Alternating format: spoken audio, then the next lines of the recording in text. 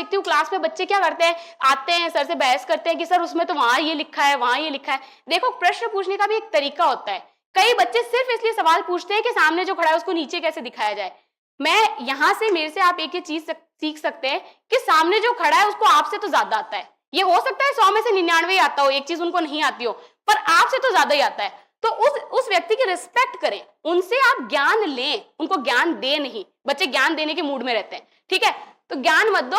और फिर आपने जब अपनी कॉपी अच्छे से पढ़ ली है, फिर अब उस कॉपी का जो पूरा जो टॉपिक है उस पे आप प्रीवियस ईयर के क्वेश्चन पेपर देखें, प्री में क्या आया है, मेंस में क्या आया है, कहां से प्रश्न अब आ सकता है, क्या इस टॉपिक से रिलेटेड करंट में कुछ चल रहा है क्या, ये अपने को देखना है। मतलब मैं नोट्स मेकिंग में इतनी अच्छी नहीं हूं, बट मैंने एक काम बड़ा अच्छा किया सारी क्लासेस के नोट में कि आप बहुत सारी खाली जगह छोड़ के चलें। कई बार बच्चे क्या होता है, यहीं खत्म हुआ, अगला टॉपिक यहीं से स्टार्ट कर दिया।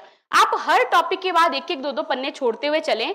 इसका फायदा आपको तब होगा जब आप वैल्यू एडिशन करोगे, न्यूज़पेपर से करोगे, टेस्ट सीरीज से करोगे, मेंस के कुछ क्वेश्चन प्रीवियस ईयर क्वेश्चन से करोगे। तो ये जब आपकी कॉपी तैयार होगी, तो जो प्रीलिम्स प्रैक्टिस सीरीज में कुछ ऐसे क्वेश्चन अब आ गए हैं जिनका आंसर स्टैंडर्ड बुक में भी नहीं है, स्टैंडर्ड बुक ने भी उस कंटेंट को नहीं तैयार किया है और आपकी कॉपी में भी नहीं है। तो आप वहीं पे चाहे तो स्टैंडर्ड बुक पे एक स्टिकी नोट चिपका के या अपनी कॉपी में उन पॉइंट्स को ऐड कर ले।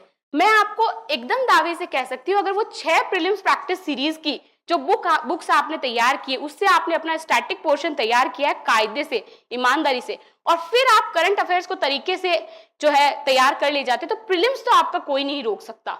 तो उस पर ध्यान दें।